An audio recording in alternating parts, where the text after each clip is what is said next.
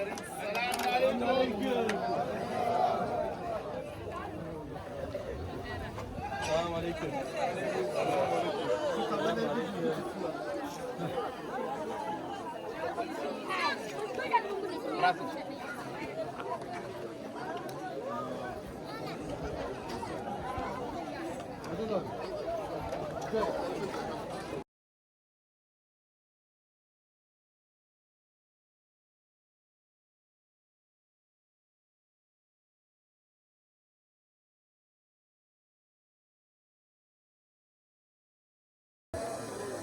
Cuma untuk minta siapa? Bana geldi.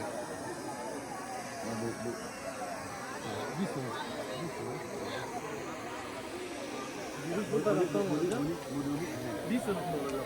Evet. Burada ikinci sınıf. Evet. Buradan girişi buradan. Evet. Burası sınıftan. Üç sınıf olacak. Burası ön taraf. Bismillahirrahmanirrahim. Afrika Togo Ani şehrinin Kandina köyündeyiz ve şu anda medresenin açılışını yapacağız.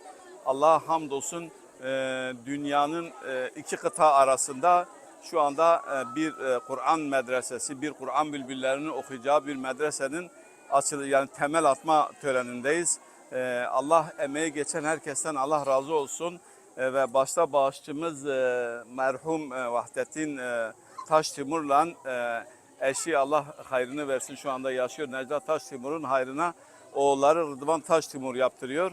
Rabbim onların hayrını kabul etsin. Rıdvan kardeşimiz biraz rahatsızdı. İnşallah bu onların sağlığına, sıhhatine vesile olur. Amin. Onların rızklarına bereket katar. Amin. Onlar her iki dünyada, her iki cihanda mesut olmasını sağlar. Amin. İnşallah Rabbim bu Kur'an bülbüllerinin okuması için vesile olan herkesten Allah razı olsun.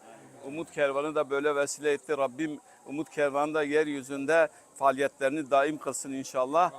Mesut etsin inşallah. Allah hep emeği geçen tüm kardeşlerimize razı olsun. Allahümme lekel hamdu ya Allah. Allahümme zidna ve la tenkusuna. Allahümme barikna ya Allah.